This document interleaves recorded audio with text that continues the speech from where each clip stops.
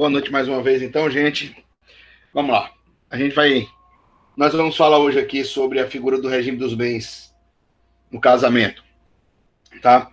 Veja o seguinte, como eu tinha dito para vocês, já em algumas passagens das nossas aulas presenciais, né?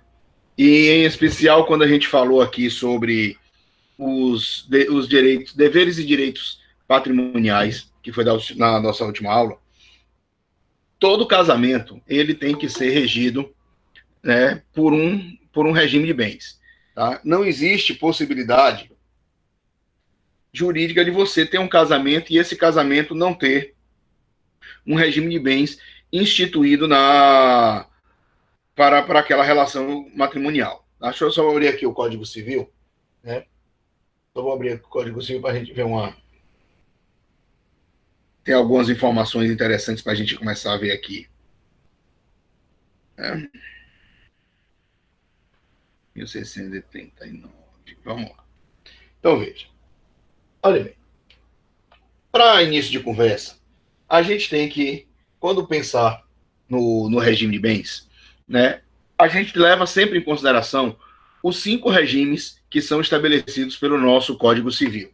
Né? Nós temos aqui a separação obrigatória de bens, nós temos a separação convencional de bens, nós temos a comunhão universal de bens, nós temos a participação final nos aquestos e temos ainda o regime da comunhão parcial de bens.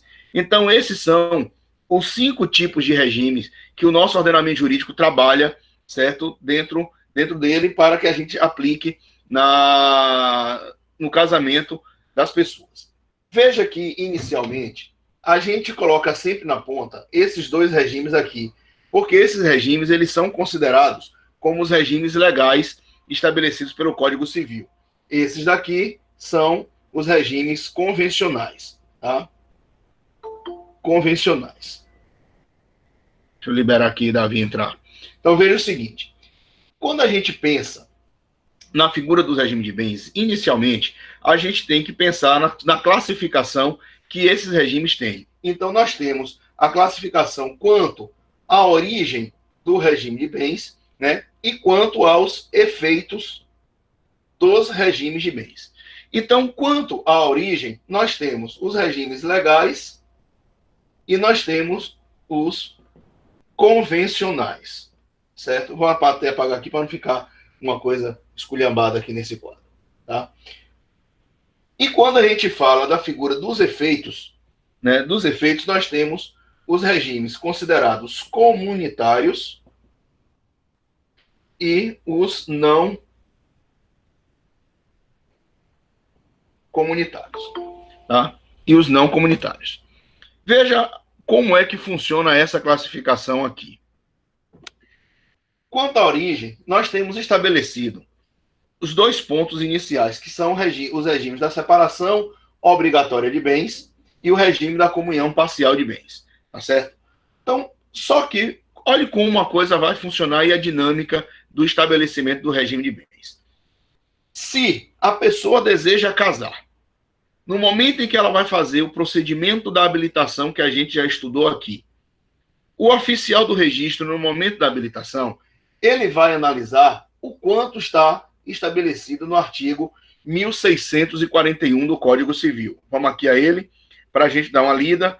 Veja o seguinte, é obrigatório o regime da separação de bens no casamento, das pessoas que o contraírem com inobservância das causas suspensivas da celebração do casamento, da pessoa maior de 70 anos e de todos os que dependerem para casar de suprimento judicial. Vamos lá. Então, veja, no momento da habilitação, o oficial do registro ele vai verificar se alguma das partes dos nubentes estão incursos nesse artigo 1641. Porque se qualquer um dos 2 ou os 2 estiverem vinculados a esses incisos do 1641, obrigatoriamente o regime será o da separação obrigatória de bens. Ponto. Não tendo nenhuma das partes envolvidas nesse artigo 1641, porque veja, o artigo 1641 ele faz a menção logo no inciso 1 ele faz remissão ao artigo 1523, aquele artigo que nós falamos das causas suspensivas para o casamento, né? Não devem casar. Aí nós temos aquele elenco daquelas situações do 1523. E vimos naquele momento, quando nós estudamos, que se a pessoa ela contrai o matrimônio com inobservância do artigo 1523, eles sofreriam uma sanção administrativa. Que sanção administrativa é essa? A aplicabilidade do regime da separação obrigatória de bens. Ponto. Não sendo, continuando, não sendo as pessoas, ou não estando as pessoas envolvidas no artigo 1641, aí o oficial do registro ele vai verificar se existe ou não o chamado pacto antinupcial, né? O pacto antinupcial. Porque é o pacto antinupcial que vai definir ou estabelecer os regimes de natureza convencional, separação convencional de bens, comunhão universal de bens ou participação final nos aquestos. Boa noite, Sandra. Ou seja, a gente só pode estabelecer esses três regimes aqui se nós fizermos isso através do pacto antinupcial.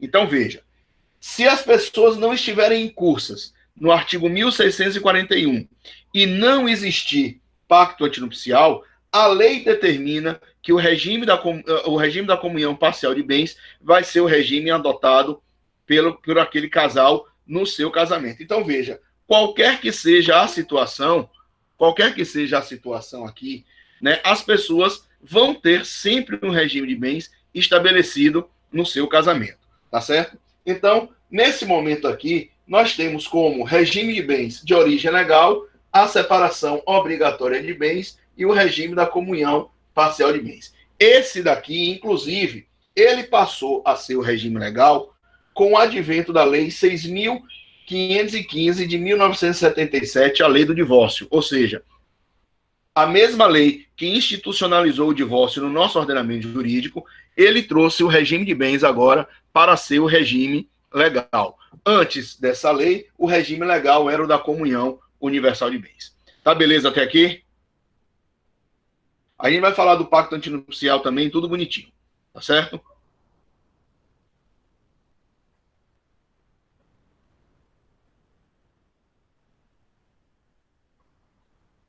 Galera, se manifesta aí para assinar, para a gente dar sequência.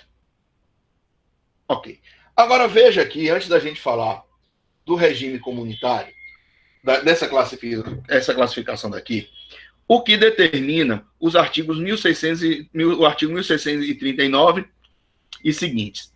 É lícito aos nubentes, antes de celebrar o casamento, estipular quanto aos seus bens o que lhes aprouver. Parágrafo 1º. O regime de bens entre os cônjuges começa a vigorar da data do seu casamento. O parágrafo 2º diz: é admissível a alteração do regime de bens mediante autorização em pedido motivado de ambos os cônjuges, apurada a procedência das razões invocadas e ressalvados os direitos de terceiros. Eu vou voltar para esse artigo, para esse parágrafo daqui a pouquinho, tá? Vamos ler aqui adiante. 1640. Não havendo convenção, ou sendo ela nula ou ineficaz, vigorará quanto aos bens entre os cônjuges o regime da comunhão parcial, ou seja, o artigo 1640 está confirmando que o regime da comunhão parcial de bens é o regime legal aqui no nosso ordenamento jurídico. Também como o artigo 1641, ele vai falar sobre isso também. Veja o parágrafo único do 1640. Poderão os nubentes, no processo de habilitação, optar por qualquer dos regimes que este Código regula. Quanto à forma, reduzir-se-á a termo a opção pela comunhão parcial, fazendo-se o pacto antinupcial por escritura pública nas demais escolhas. 1641. É obrigatório o regime da separação de bens no casamento, das pessoas que contraírem com inobservância das causas suspensivas, da celebração do casamento, né, o artigo 1523, da pessoa maior de 70 anos, isso tem uma discussão jurídica que a gente pode discutir daqui a pouco, e de todos que dependerem para casar de suprimento judicial, tá certo? Aí vem, né, algumas situações onde se discute a possibilidade, né, dos regimes de bens, que nós já falamos isso aqui, inclusive, quando falamos dos deveres patrimoniais, né? Do que o marido e a mulher podem livremente fazer, independente do regime de bens, com autorização ou sem autorização do outro e tudo mais, tá? Agora, é interessante que a gente acompanhe aqui, depois, o código. Importante que vocês estejam com ele na mão, para que a gente venha discutir algumas situações aqui. Vamos. Ora, antes da gente falar aqui do pacto antinupcial, vamos dar continuidade a essa parte daqui. Vamos lá, Dani, vou falar agora. Né? Daqui a pouquinho, certo? Do pacto antinupcial. Veja o seguinte, ainda com a classificação do regime de bens no casamento, nós temos os regimes chamados regimes comunitários e os regimes não comunitários. O que isso quer dizer? O regime de bem que tiver como efeito ele ser comunitário é aquele regime que vai institucionalizar a figura da meação no casamento. Aí vem, o que é meação? Meação são aqueles 50% que um cônjuge tem dentro do patrimônio adquirido na constância do casamento ou antes dele, né? Os bens não comunitários, ou seja, o regime de bens não comunitário não vai institucionalizar a meação. Olha aqui, gente. Nós tivemos uma mudança, inclusive, em relação a esses conceitos aqui. Por quê? Quais são os regimes, né, de bens que o Código estabelece a figura da meação? A comunhão universal de bens, a comunhão parcial de bens e a participação final nos aquestos. E os bens e os regimes não comunitários, nós tínhamos a separação obrigatória de bens e a separação convencional de bens. Entretanto, isso aqui é classificação, João. Isso aqui não está estipulando, não. Não tem artigo dizendo, não. Só que nós tivemos uma mudança, né, que o STF, ao promulgar a súmula 377, né, ele estabeleceu que os bens que forem adquiridos na constância do casamento daquelas pessoas casadas pelo regime da separação obrigatória de bens vai constituir meação. Então, a separação obrigatória de bens, ela passou a ser hoje considerada como um bem, um regime de bem de natureza comunitária por força da súmula 377 do Supremo Tribunal. Entenderam essa parte aqui? Então, o que é meação? Meação é a metade que o cônjuge tem no patrimônio decorrente do casamento. Né? A gente poderia chegar e dizer que a natureza jurídica da meação é a aquisição de patrimônio decorrente de um ato inter vivos, que é a figura do casamento. Tá certo? Galera, isso daqui é importante, inclusive, para vocês que vão estudar no semestre que vem direito das sucessões. Ok? Agora, como eu disse para vocês, a gente não pode optar, né? A gente não pode optar pelo regime da separação obrigatória de bens. Ela vai ser legalmente instituída quando as pessoas estiverem vinculadas ao artigo 1641. Não, como eu disse, não tendo as pessoas incursas nesse artigo 1641 e não havendo pacto antinupcial, aplica-se o regime da comunhão parcial de bens. Entretanto, nós podemos modificar, né, ou estipular o regime de bens através do pacto antinupcial, que seria a figura do pacto antinupcial estabelecendo um regime convencional, ou separação convencional, ou comunhão universal, ou participação final nos aquestos. E aí, a gente, Dani, vai ter que começar a ler agora o quanto está disposto nos artigos 1653 a 1657, tá? Que fala exatamente do pacto antinupcial. Vamos ali. Vamos ler eles aqui. É nulo, preste atenção nisso aqui, viu, gente?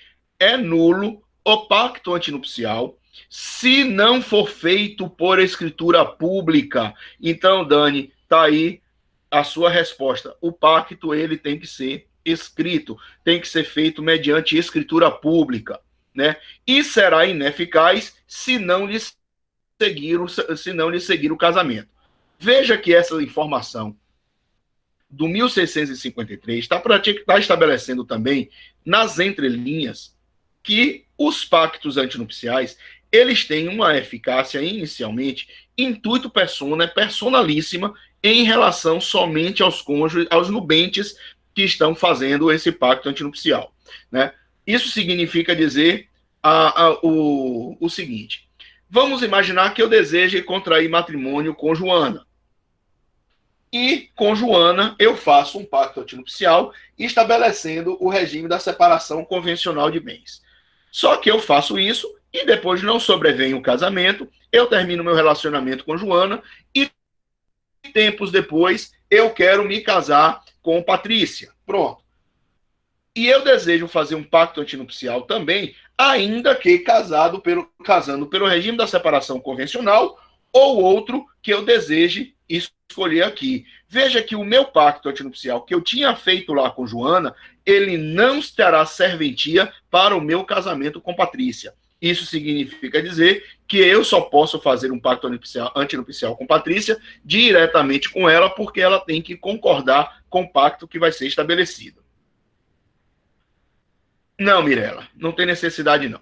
Testemunha não, porque você pode fazer diretamente no cartório, tá certo? Então tem a fé pública lá, tá certo?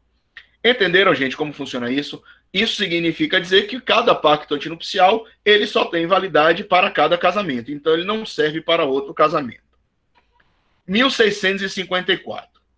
A eficácia do pacto antinupcial realizado por menor fica condicionada à aprovação do seu representante legal, salvo as hipóteses de regime obrigatório de separação de bens. Bem, aqui a gente faz uma pequena crítica ao legislador, porque o legislador cometeu uma pequena tecnia, né? Porque, veja, a eficácia de pacto antinupcial realizada por menor fica condicionada à aprovação do seu assistente legal, né? Não é do representante legal, é do assistente legal. Haja vista, só podem se casar as pessoas maiores de 16 anos. E as pessoas maiores de 16 anos, por serem relativamente incapazes, elas são colocadas em assistência legal e não representação. Então, foi apenas um erro aqui do legislador, né, que não vai causar maiores confusões, mas só que é para a gente adequar aos termos jurídicos corretos que a gente tem que trabalhar.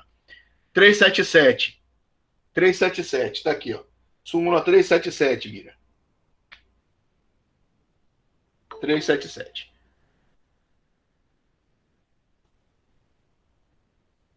Ok? Aí veja aqui. 1657. É nula a convenção ou cláusula dela que contravém a disposição absoluta de lei. Veja, gente, eu tenho uma possibilidade, inicialmente, de estabelecer qualquer desses regimes aqui de natureza convencional através do pacto antinupcial, bem como eu tenho a liberdade de criar um regime para o meu casamento, né? Desde que seja de acordo com a minha nubente e desde que não esteja ferindo dispositivo legal. Eu posso até fazer uma mistura dos regimes de bens aqui e criar um regime específico para o meu casamento. O que eu não posso, por exemplo, estar fazendo é fazer o seguinte acerto. Tudo aquilo que eu adquirir na constância do casamento vai ser meu, e tudo aquilo que você, minha futura esposa, adquirir vai ser nosso. Então, veja aí, eu não tenho possibilidade de estar colocando essa cláusula contratual no pacto antinupcial, porque eu estaria infringindo uma norma imperativa, que é a vedação do enriquecimento sem causa, né? Eu estaria me locupletando ilicitamente em detrimento do patrimônio da minha esposa, ou seja, o que ela consegue vai ser meu e dela, e o que eu consigo adquirir vai ser apenas meu. Então, eu não tenho possibilidade de estar fazendo isso. É o que determina aqui o 1655. Aí vem aqui o 1656, né? O 1656. No pacto antinupcial, que adotar o regime de participação final nos aquestos, poder-se-á convencionar a livre disposição dos bens imóveis, desde que particulares. A gente vai falar de participação final nos acordos aqui, especificamente, a gente volta a esse artigo daqui, ok? 1657. As convenções antinupciais não terão efeito perante terceiros, senão depois de registradas em livro especial pelo oficial do registro de imóveis no domicílio dos cônjuges. Então, veja, eu posso fazer o meu pacto antinupcial em um tabelionato, posso, tabelionato de notas, mediante escritura pública, mas se eu quiser que esse pacto antinupcial, inclusive, ele venha a ter a eficácia erga omnes, que é desejável para todo mundo que está casando, que vai dar uma garantia, uma segurança jurídica de natureza patrimonial no casamento, eu tenho que levar isso a registro no cartório de imóveis. Eu não vou registrar isso em qualquer cartório. Eu posso fazer a escritura em qualquer cartório? Posso, mas eu tenho que levar isso a registro no registro de imóveis. Entenderam, gente? Beleza?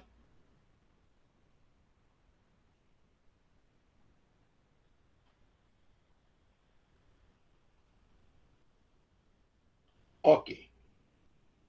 Agora veja.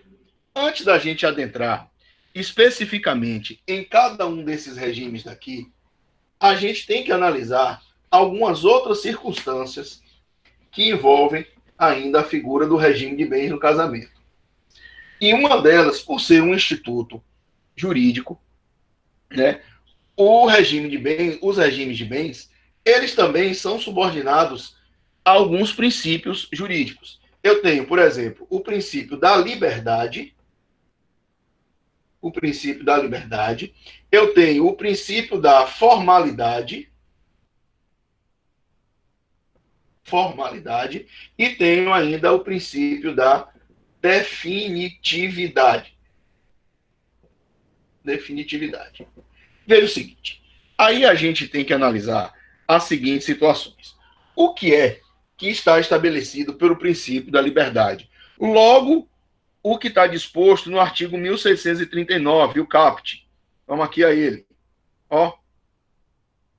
É lícito aos nubentes, antes de celebrar o casamento, estipular quanto aos seus bens o que lhes aprouver. Pronto. Então, isso significa dizer que eu tenho a liberdade de fazer o que eu quiser e bem entender com o meu pacto antinupcial, né? Salvo essa restrição que a gente viu, a gente sempre fala que, por mais que você tenha uma liberdade, essa liberdade ela não é absoluta, né? Veja que eu não tenho, eu ainda posso sofrer mitigação a essa liberdade. Galera, aí a gente tem que se socorrer dos conceitos que nós aprendemos lá em contratos, tá? Quando a gente fala do princípio da liberdade, da autonomia da vontade das partes. Veja, quando a gente estuda a autonomia da vontade das partes, lá em contratos, o que é que a gente estuda? A liberdade de contratar e a liberdade contratual. Duas coisas completamente distintas uma da outra. O que é que significa dizer a liberdade de contratar? Ah, eu tenho a liberdade de contratar com quem eu quiser e o que eu desejar contratar. Veja que eu não tenho essa liberdade plena também para poder fazer o pacto antinupcial, né? Veja que, inicialmente, eu não tenho a liberdade de fazer um pacto antinupcial com a minha esposa, com a minha nubente, que, porventura, ela tenha mais de 70 anos. Eu não tenho a liberdade de fazer um pacto antinupcial se a minha esposa, a minha futura esposa, ela estiver casando com infringência do artigo 1523. Eu não tenho a liberdade para fazer pacto antinupcial se a minha nubente ela precisou de uma autorização judicial para contrair matrimônio. Então, eu estou limitado a esta liberdade de contratar. Bem como eu não tenho possibilidade, veja, de fazer o pacto antinupcial com a minha mãe, com a minha irmã, com a minha filha, né, com uma pessoa já casada, porque aí eu estaria na nulidade do meu casamento. Tá certo? Então, não teria validade jurídica nenhuma esse pacto antinupcial, então não tem essa liberdade plena também. E quando a gente entende sobre liberdade contratual, é a possibilidade que você tem de estipular nas cláusulas do contrato tudo aquilo que você deseja, desde que você observe os pressupostos de validade do negócio jurídico. Capacidade, o objeto tem que ser lícito, possível, determinado ou determinável, e eu tenho que obedecer à forma. Então, como eu disse há alguns minutos atrás, eu não tenho a possibilidade de fazer uma cláusula contratual na qual eu esteja me beneficiando em detrimento do patrimônio da minha futura esposa. Né? Aquele exemplo que eu dei. O que eu adquirir na constância do nosso casamento vai ser apenas meu, e o que você adquirir vai ser meu e seu. Então, veja que aí eu estaria infringindo a questão da possibilidade jurídica do objeto, porque estaria no enriquecimento sem causa. Entenderam esse princípio da liberdade? Ele sofre mitigação. Ok?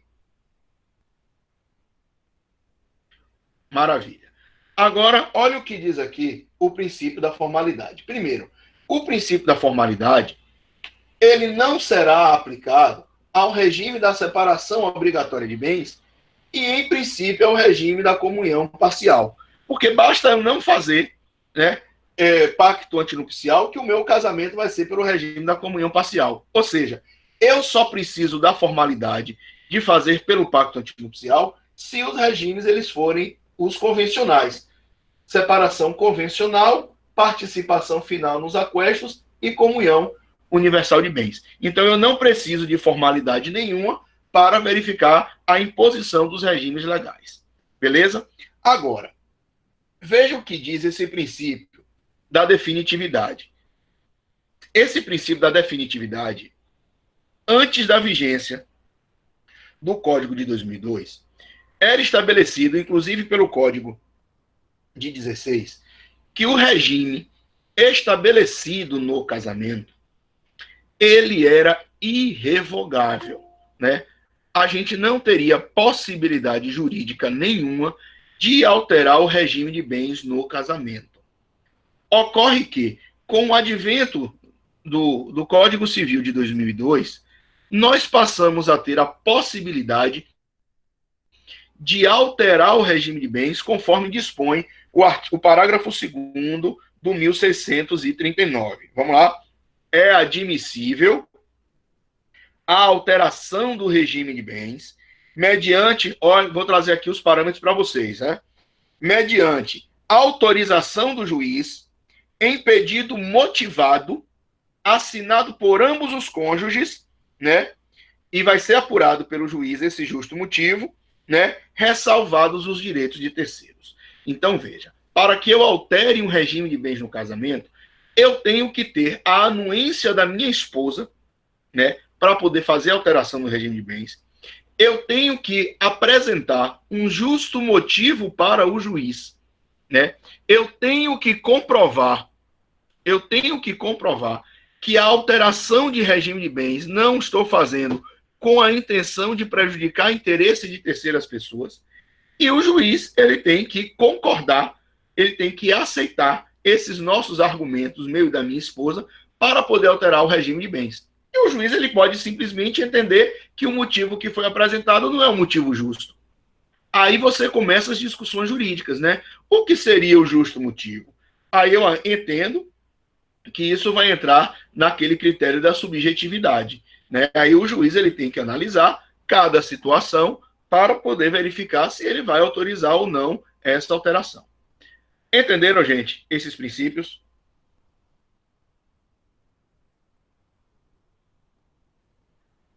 Elisa, entendeu? Tudo beleza? Tudo tranquilo?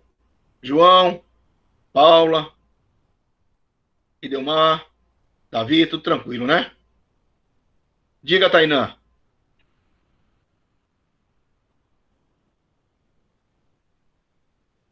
Princípio aqui, ó.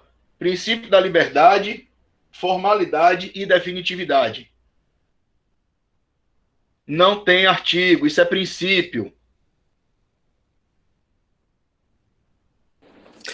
Michel, Diga.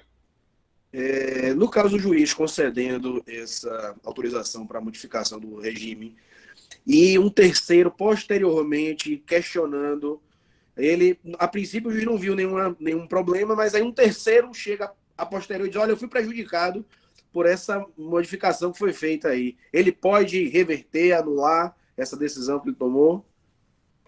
Não, não. A não ser que fique aí só se o terceiro entrar com uma ação anulatória. Uhum. O juiz de ofício não pode. Ok. Tá? Agora, Teomira, se você estiver perguntando aí o artigo que fala da autorização de alteração, é o parágrafo 2º do 1639. Tá certo? Então, João, então lá sim. Ok?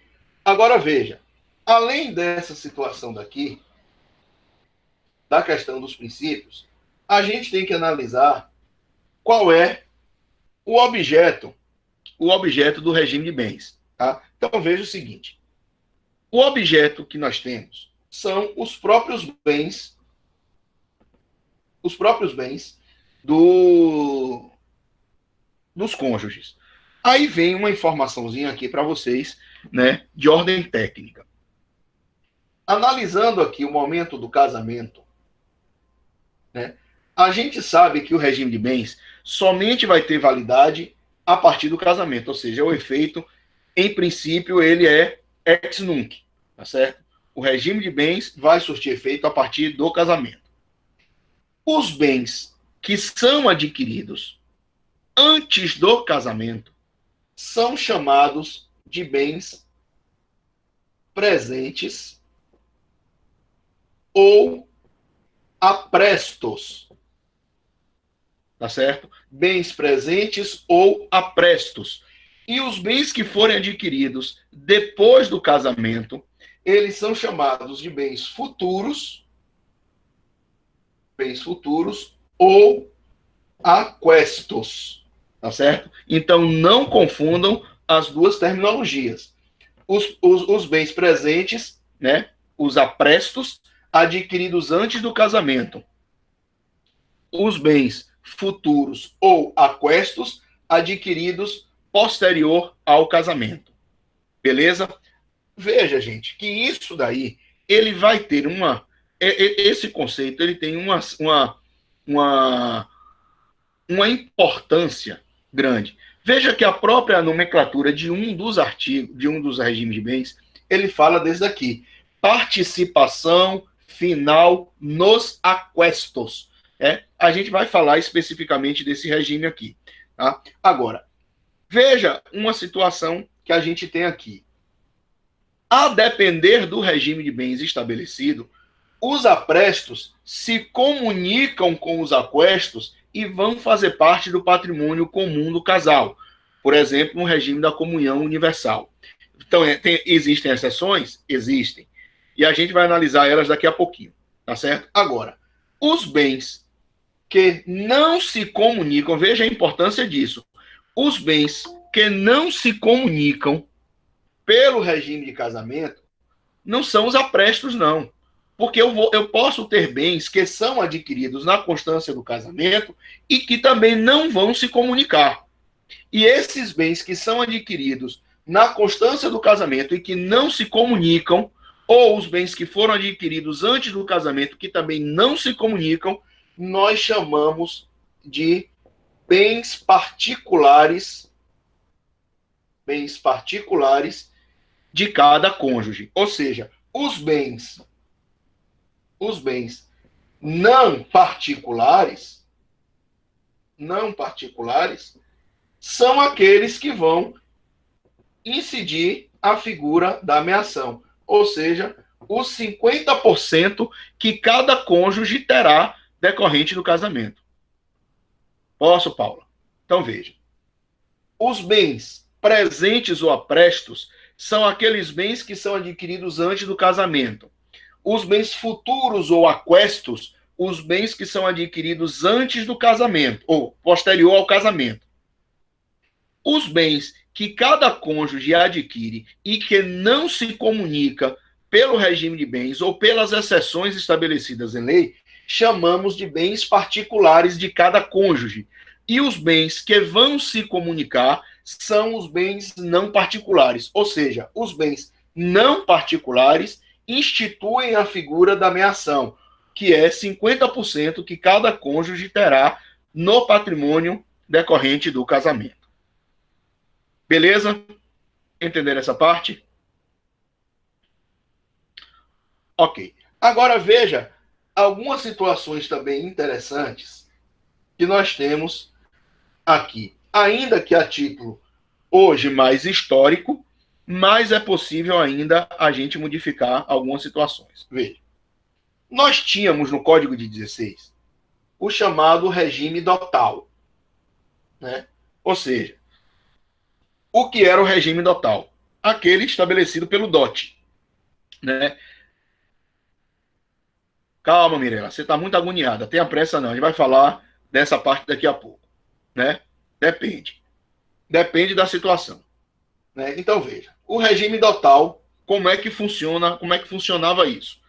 A família da esposa, ela dava para o marido um determinado patrimônio chamado de dote, para que ele administrasse esse patrimônio na vigência do casamento. Havendo ruptura da sociedade conjugal, o marido tinha que devolver o dote para a família.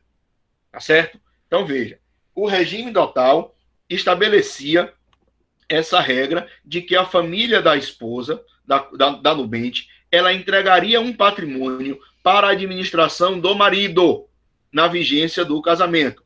Havendo ruptura do casamento, o marido tinha a obrigação de devolver aqueles bens que ele estava administrando. Aí, por que eu estou falando isso? Poderia se perguntar a informação. Hoje não existe mais regime dotal? Não como regime legal estabelecido, ou como regime trabalhado no Código Civil. Mas nada impede que a gente dê uma repristinada no regime dotal através de pacto antinupcial, desde que isso efetivamente não esteja interferindo no interesse de aquisição de patrimônio. Então, via pacto antinupcial, como eu disse, os nubentes eles têm a liberdade de condicionar o regime de bens que ele quiser, inclusive aplicar o regime dotal também. Tá certo? Agora, dentro dessa figura daqui, né, ainda do Código de 16, né, o Código Civil de 16, isso aqui sim é histórico. Nós tínhamos uma lei que surgiu no ano de 1969, que era a Lei 4.121 de 69, chamado Estatuto da Mulher Casada. Veja o seguinte, gente, é um entendimento, inclusive, um entendimento teleológico e hoje um entendimento histórico. A gente vem ao longo do direito de família sempre fazendo menção de que o Código Civil de 16 era um código extremamente paternalista, né, onde as mulheres tinham pouco ou quase nenhum direito. Isso significava dizer que a mulher, antes de se casar, ela ficava sob a batuta do seu pai, a tutela do seu pai.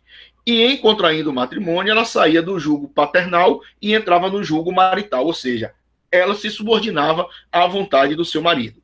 Veja que na época do Código de 16 ainda, a mulher, até para trabalhar, ela tinha que ter autorização do seu marido.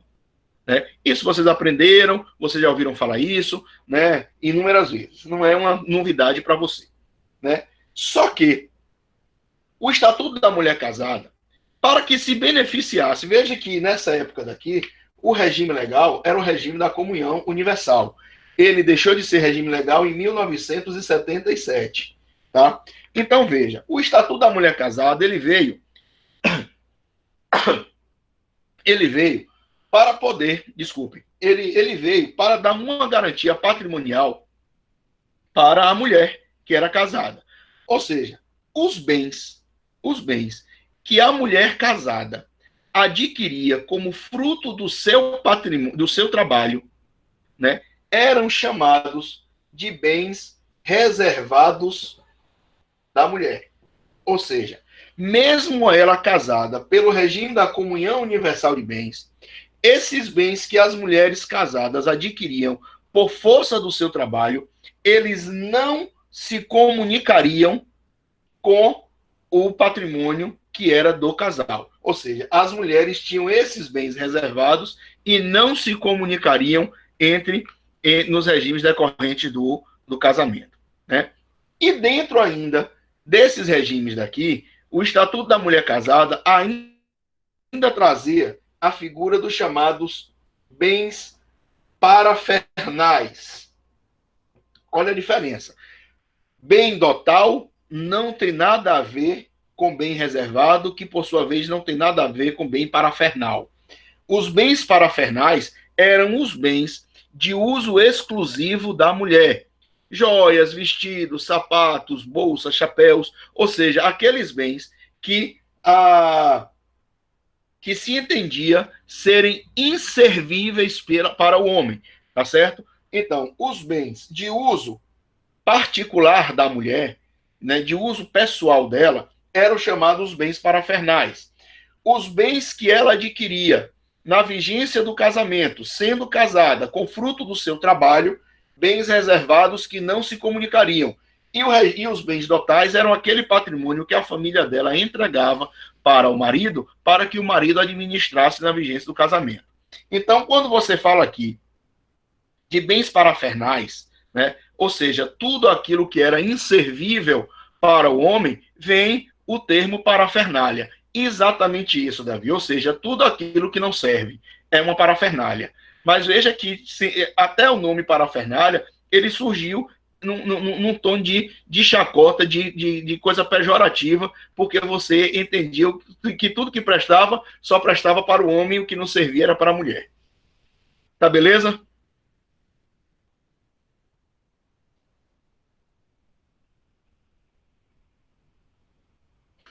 Mas é isso mesmo, meu amigo. É isso mesmo, não tem jeito. Ok, então aqui a gente agora vai apagar novamente e a gente vai começar a analisar agora os regimes de bens. Tá?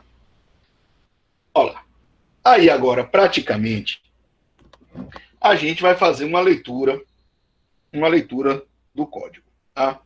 Inicialmente, a gente tem que lembrar aqueles artigos, né, do 1642 em diante, até o 1652, né?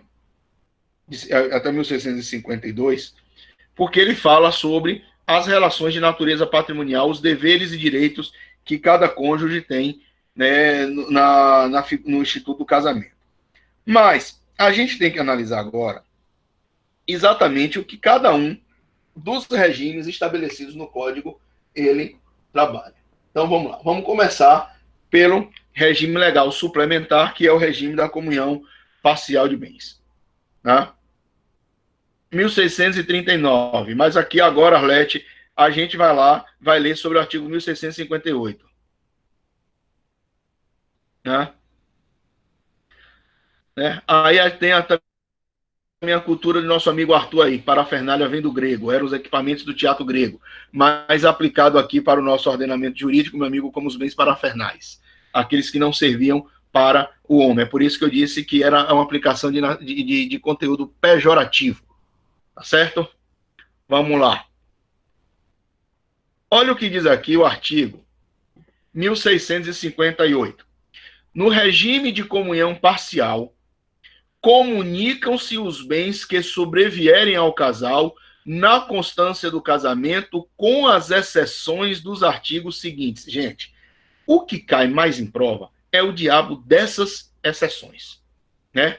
O diabo dessas exceções. Vamos lá.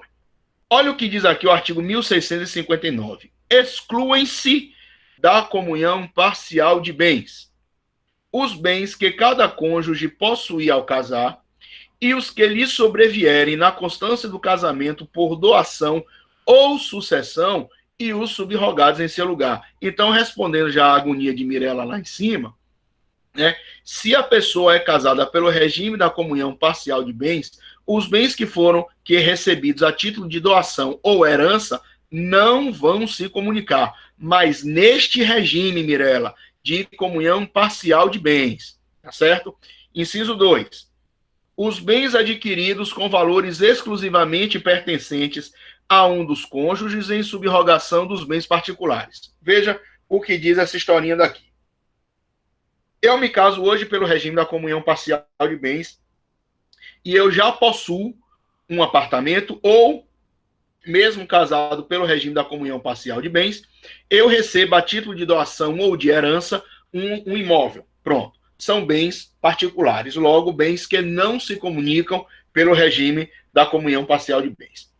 Se eu vendo estes bens e na constância do casamento eu adquiro um outro bem decorrente da venda desses bens particulares, esse bem que eu adquiri, ainda que na constância do casamento, são considerados bens subrogados em relação aos bens particulares.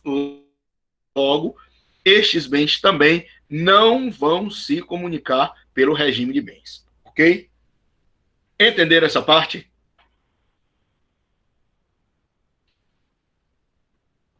Ótimo.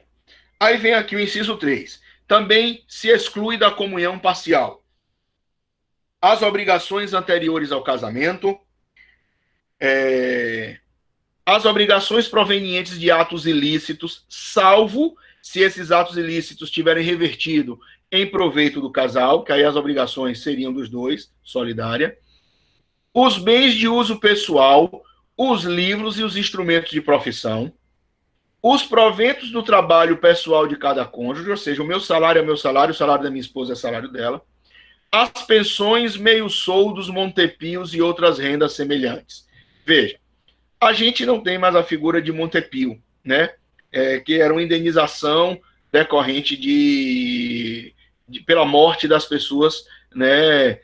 Quando elas recebiam, elas estavam trabalhando e recebiam essa indenização, esse montepio era revertido para o casal, né, para a viúva, ou para os familiares, os herdeiros do falecido. Então, a gente não tem mais hoje essa indenização, porque a morte hoje, vocês aprenderam isso em direito do trabalho, é uma forma de rescisão de contrato de trabalho, então eles têm o direito a FGTS, se for o caso, e ao recebimento das parcelas rescisórias, né, os herdeiros do falecido.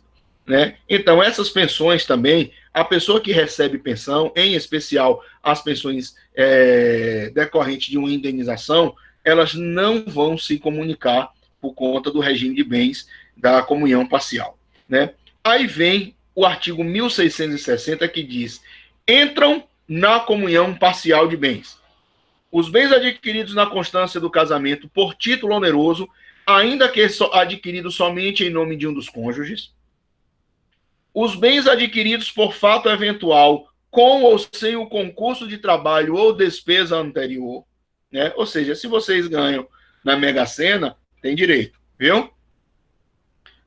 Os bens adquiridos por doação, herança ou legado em favor de ambos os cônjuges.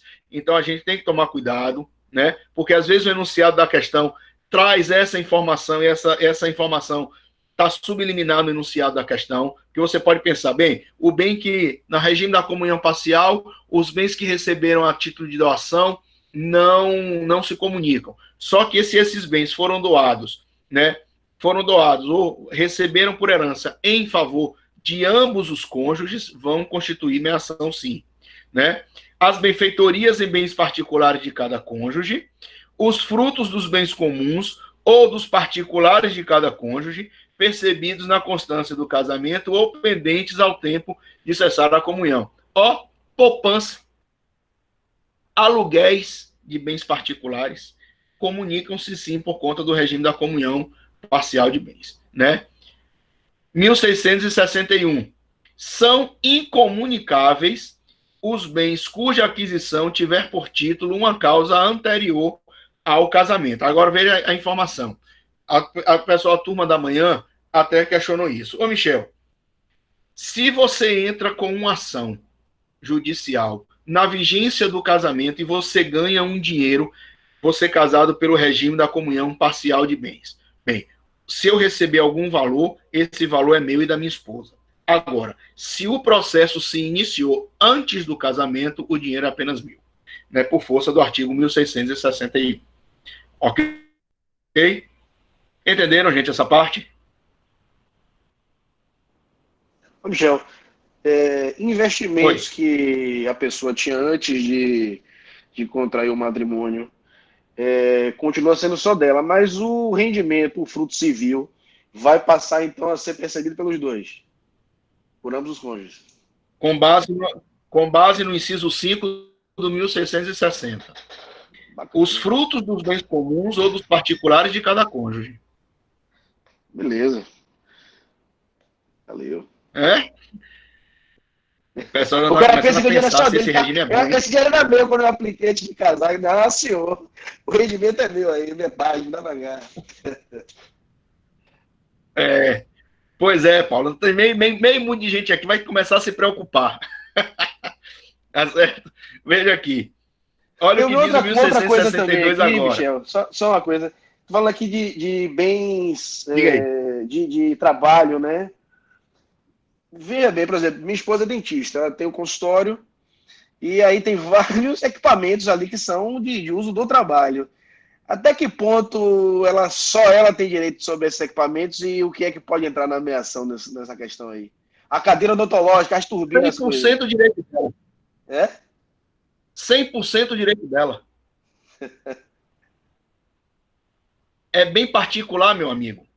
E olha que um consultório de dentista é caro, viu? Se vender tudo ali, dá um bom trocado. Mesmo que isso pertença à pessoa jurídica, né? Porque tem uma pessoa jurídica para gerir a questão. Aí você está confundindo alhos com bugalhos, né? Veja o seguinte, se ela adquiriu, porque se é o patrimônio que ela utiliza para utilização de trabalho dela, é dela. Agora, se você tem uma sociedade com ela, numa empresa, e esse patrimônio foi adquirido pela empresa, pela pessoa jurídica, é seu e dela por conta da sociedade. Beleza. Ô, Michel... O patrimônio não é dela, o patrimônio é da empresa. Michel, uma pergunta. Rapidinho, amigo.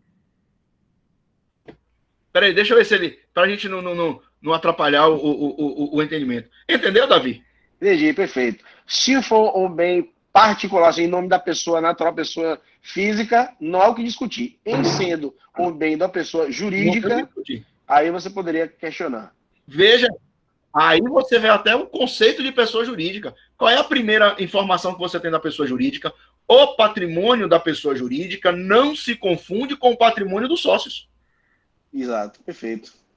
Bem compreensível aí. Beleza? Beleza. Pronto.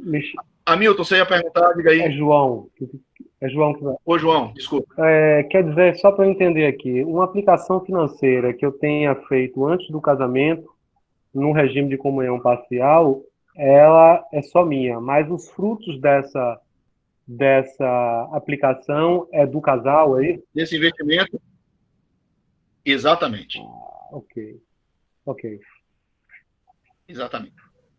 Beleza? Eu ia Vamos pedir lá. só para o senhor repetir esse artigo que o senhor falou a respeito do investimento. É 1660, inciso 5. Os frutos dos bens comuns ou dos particulares de cada cônjuge, percebidos na constância do casamento ou pendentes ao tempo de cessar a comunhão. Eles entram na comunhão. Obrigado.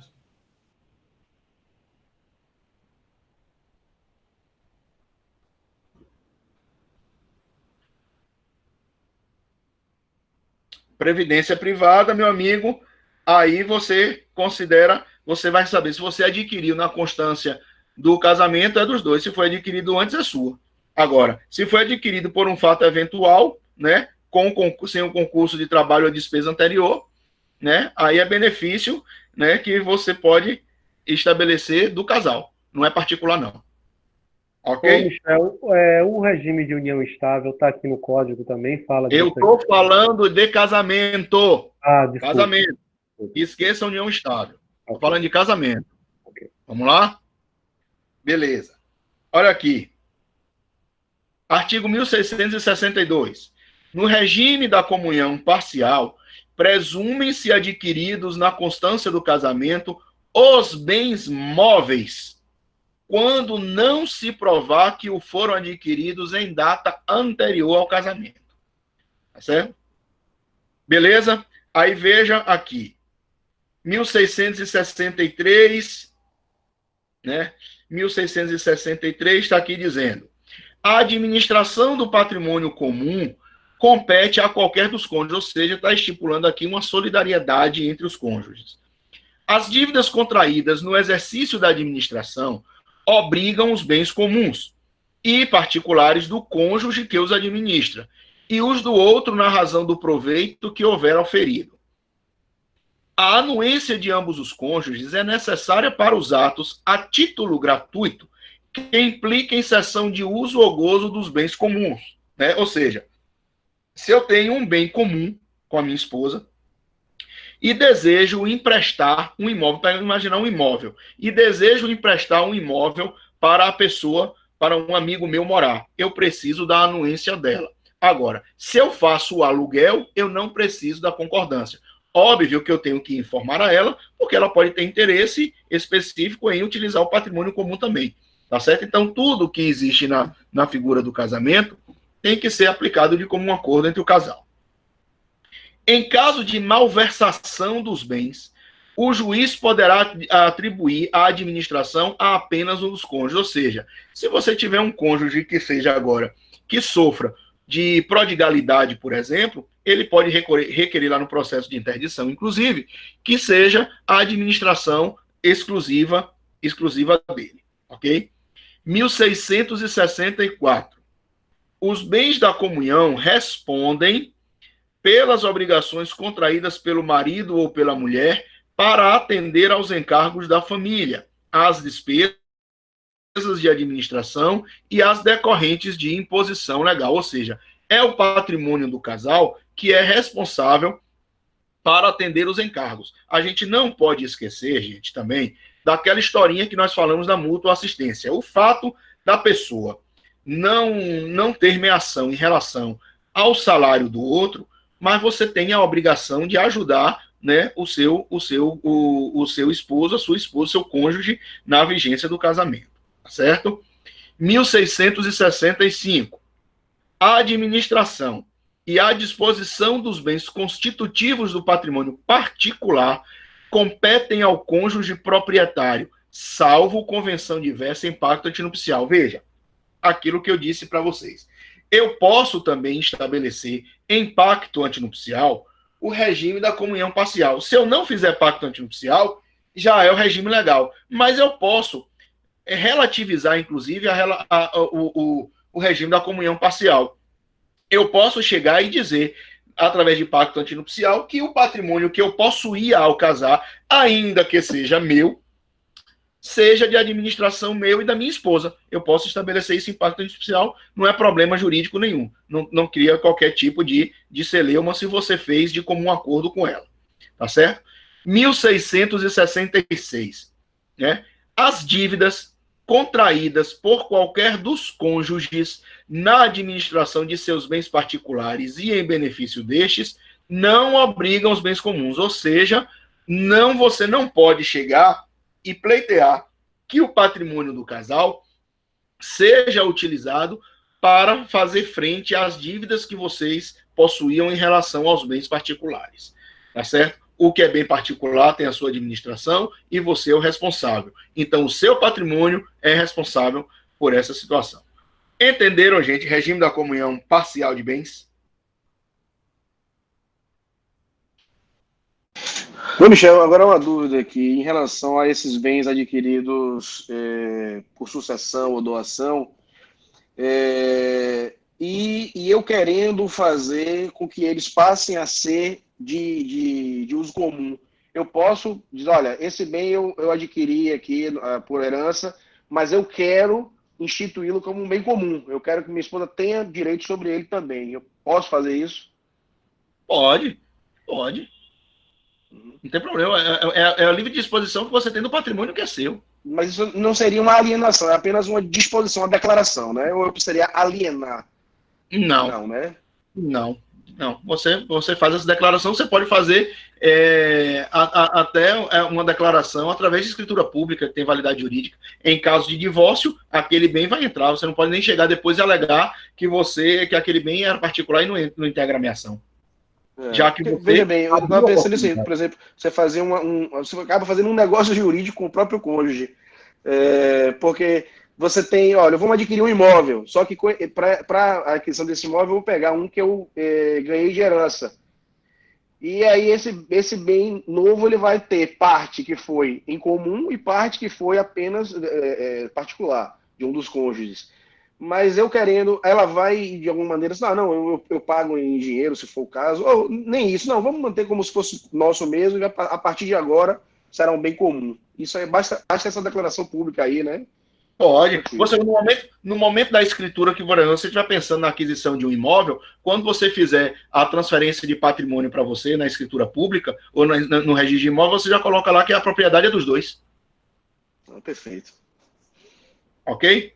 Caso não aconteça, continua sendo a parte em que aquele imóvel contribuiu para a aquisição desse novo bem, passa a ser apenas daquele cônjuge, não é isso? Exatamente. Aí você vai ter que analisar ele em regime, o entendimento pelo direito das obrigações. Se ele ajudou você a contribuir com alguma coisa, porque isso vem a discussão jurídica, de que se houve participação do cônjuge, né, seria de bom tom que houvesse a ameação.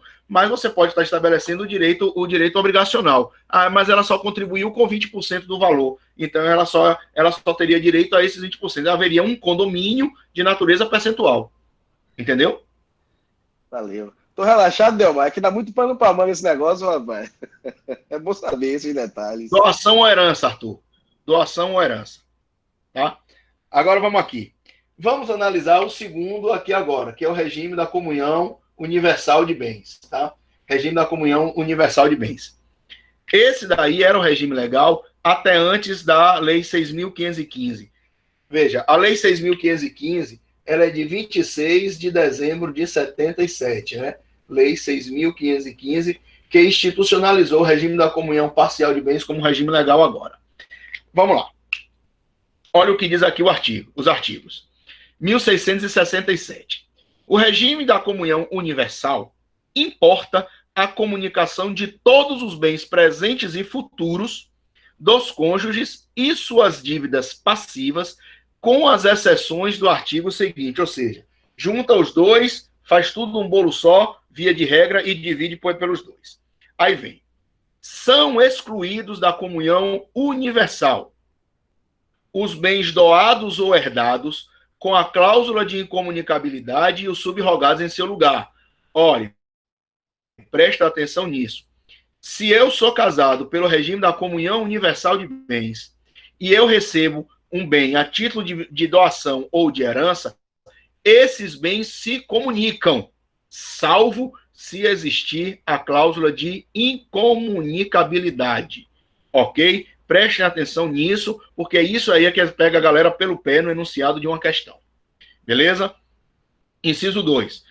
Os bens gravados de fideicomisso e o direito do herdeiro fideicomissário antes de realizada a condição suspensiva. Vamos lá. Deixa eu dar um pequeno parêntese aqui para que vocês entendam como funciona essa questão do fideicomisso. Porque isso é uma matéria de direito das sucessões, né? Vocês vão aprender lá no semestre que vem a figura da substituição testamentária, né? E uma das substituições testamentárias que nós temos é justamente a substituição fideicomissária. Vamos imaginar a seguinte hipótese aqui, eu vou falar aqui grosso modo, né, para que vocês compreendam como funciona isso. Eu posso fazer um testamento, por exemplo, e dizer e colocar no meu testamento a seguinte informação: eu deixo 20% do meu patrimônio para o primeiro filho que João venha a ter. Pronto. No momento que eu estou estabelecendo isso, eu estou dizendo que com a minha morte, João, ele vai receber esses 20% do meu patrimônio e administrar esse patrimônio até o momento que o primeiro filho dele nascer. Este filho vai ter que nascer em até 2 anos da minha morte. Se não tiver filho, esse patrimônio retorna para os meus próprios herdeiros, ok? Vamos imaginar que eu tenha feito isso e depois de João estar administrando esse patrimônio, João se casa pelo regime da comunhão universal de bens. Esse patrimônio não é de João, esse patrimônio é do futuro primeiro filho que ele vem a ter. Então, esse bem, esse patrimônio não vai se comunicar, tá certo? É isso que está dito aqui no inciso 2 do 1668. Os bens gravados de fideicomisso e o direito do herdeiro fideicomissário antes de realizada a condição suspensiva. É isso que está dizendo aqui, ok? Inciso 3. As dívidas anteriores são excluídas ainda, tá? Da comunhão universal. As dívidas anteriores ao casamento, salvo se provierem de despesas com seus aprestos ou reverterem em proveito comum. Inciso 4. As doações antenupciais feitas por um dos cônjuges ao outro com a cláusula de incomunicabilidade e os bens referidos no inciso 5 a 7 do 1659. Aquele, né? Salário não se comunica, os bens utilizados na profissão, as pensões, soldos, multipios, aquela coisa toda que a gente já viu lá anterior. Entenderam essa parte daí, galera?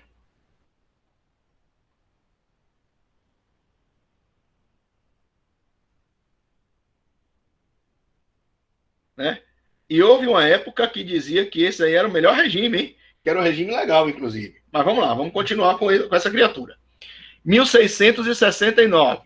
A incomunicabilidade dos bens enumerados no artigo antecedente não se estende aos frutos quando se percebam ou vençam durante o casamento. Ou seja, os frutos, eles entram também na comunhão parcial. Ou na comunhão universal. Se entra na parcial, vai entrar na universal também. Aplica-se ao regime da comunhão universal o disposto no artigo antecedente quanto à administração dos bens, né? Ou seja, a administração vai ser conjunta, mas em relação aos bens particulares também, aquela coisa toda. A não ser que você já estabeleça, através do pacto antinupcial, que alguns bens sejam administrados individualmente por um dos cônjuges.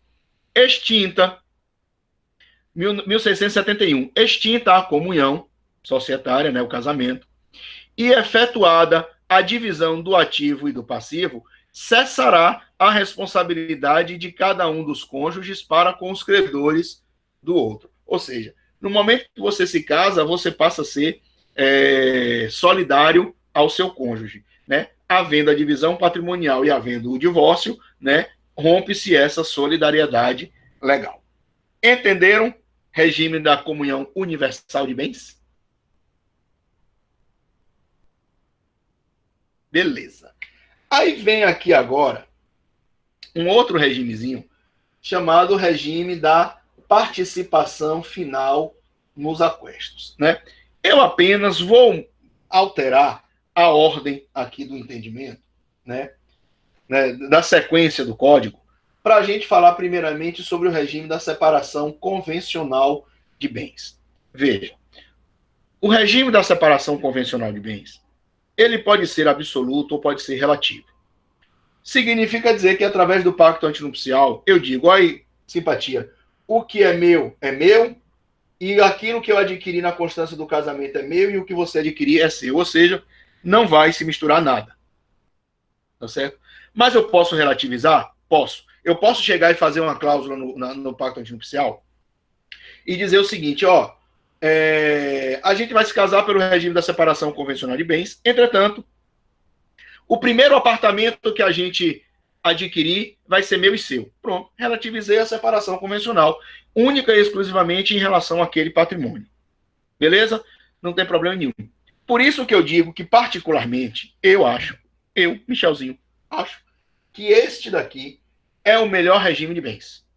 Inclusive, eu entendo que esse regime daqui deveria ser o regime legal. Por quê? Gente, com isso daqui você estaria efetivamente evitando o casamento com interesse patrimonial. No momento que você faz um divórcio hoje, o que é que se discute no divórcio? E veja que você vai melhorar até as ações de divórcio. O que é que você discute hoje no divórcio, atualmente?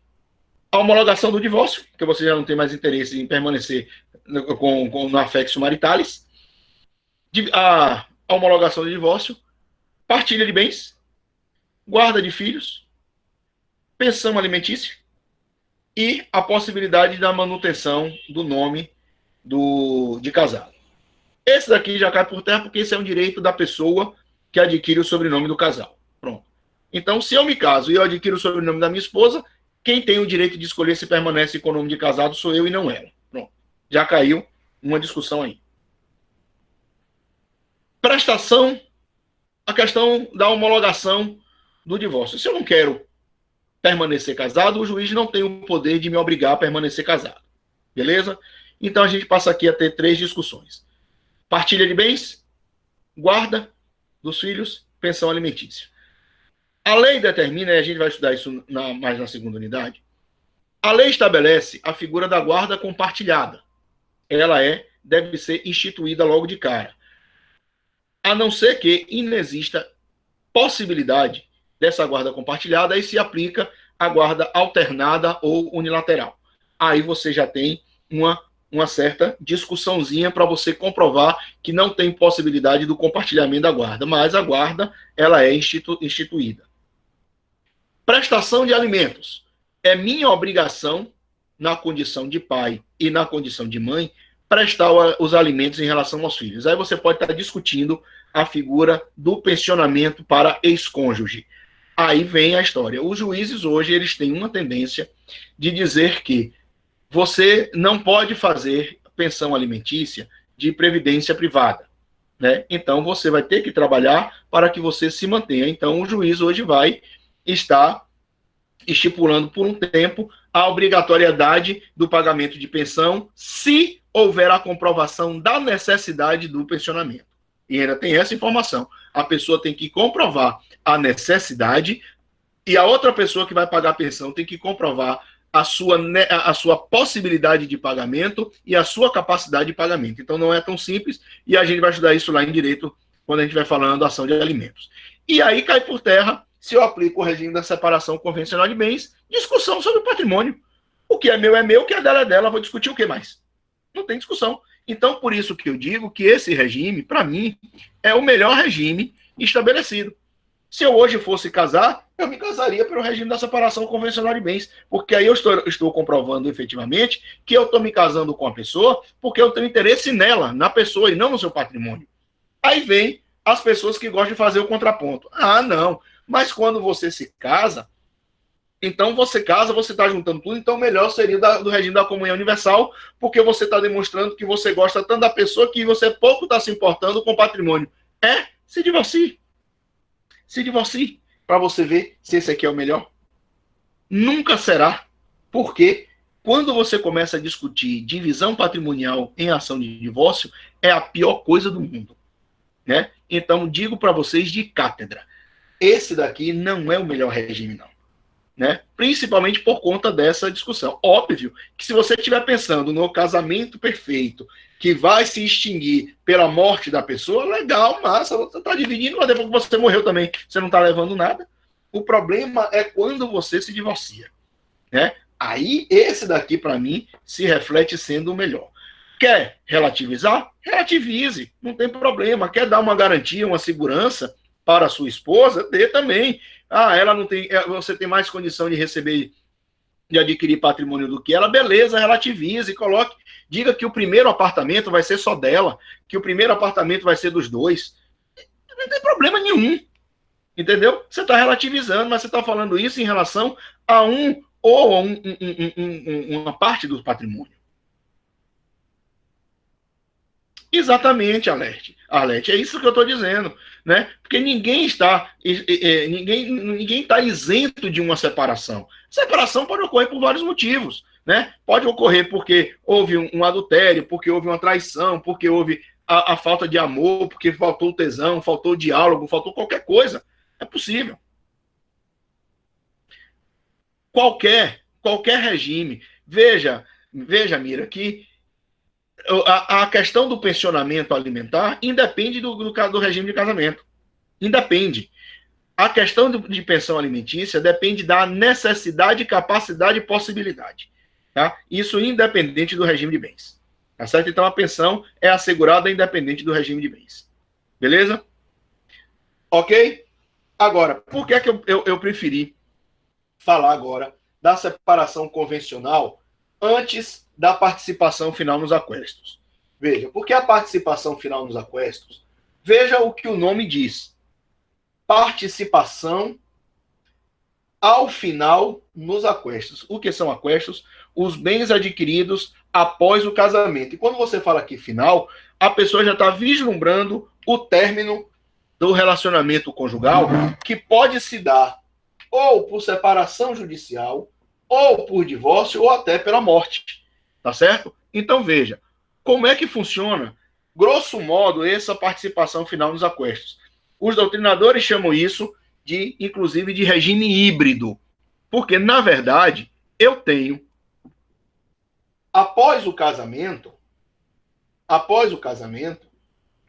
aplicação do regime da separação convencional de bens. Ou seja, cada cônjuge, ele é responsável pela administração do patrimônio que eles estiverem adquirindo na constância do casamento. Entretanto, se houver a dissolução da sociedade conjugal, você aplica após o regime da separação ou da comunhão parcial de bens. Aí a questão de herança, né? Aí pensão previdenciária independente do regime de bens, Mira, também. Né? Porque ali, para você receber pensão previdenciária, você tem que comprovar sua qualidade de esposa, de cônjuge. Isso independe do regime de bens. Certo? Então, veja. Por que é que esse regime é híbrido? Porque na vigência do casamento, aplica-se o regime da separação convencional de bens. Havendo ruptura do casamento, aqueles bens que foram adquiridos na constância do casamento, mesmo que com administração individual, eles vão fazer parte da meação. É por isso que a gente diz que a participação final nos aquestos, inclusive, ela tem um regime, ela faz parte do rol dos regimes comunitários. Entenderam, gente, essa parte aqui? Separação convencional, João. Veja, a separação convencional está nos artigos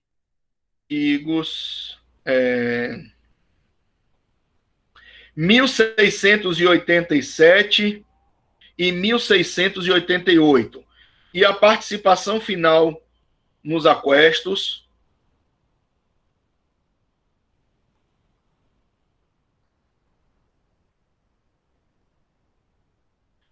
no 1672 a 1686, né? Então, separação convencional 1687 e 1688, e aqui 1686, 1672. 1672 a 1686. Beleza? Entenderam, gente? Isso aqui, ó, veja que as consequências são toda a leitura do código aqui agora. Entendeu? De cada um deles. Porque quando você fala, inclusive, no último aqui, que seria a separação obrigatória de bens, veja que a separação obrigatória dizia o que é meu, o que é seu, é seu. Agora, por força da súmula 377 do Supremo Tribunal Federal, aqueles bens que foram adquiridos na constância do casamento a título oneroso, eles vão instituir a meação também no regime da separação obrigatória de bens. Entenderam, gente? Tá claro isso aqui?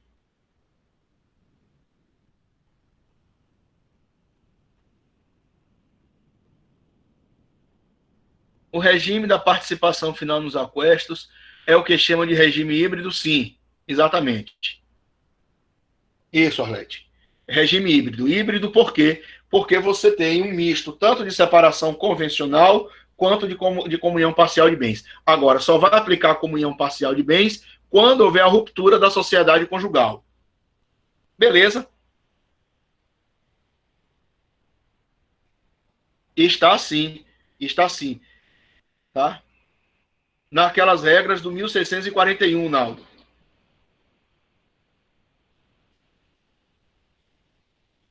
Agora, o que hoje tem discussão é em relação ao inciso 2 do 1641, porque você pode estar discutindo, inclusive, a inconstitucionalidade desse inciso 2, porque ele está criando ali, justamente, nós acho que chegamos a discutir na sala de aula, você está impondo para a pessoa maior de 70 anos uma incapacidade de decisão sobre qual vai ser o melhor regime de bens no casamento dele. Entendeu? Então, fere o direito de propriedade, fere a legislação do Estatuto do Idoso, fere a legislação da capacidade do artigo 3º e artigo 4º do Código Civil. Então, você tem discussão jurídica assim, em relação a esse artigo 1641, inciso 2. Beleza? Mas ele está vigendo sim, ainda. Entenderam, gente?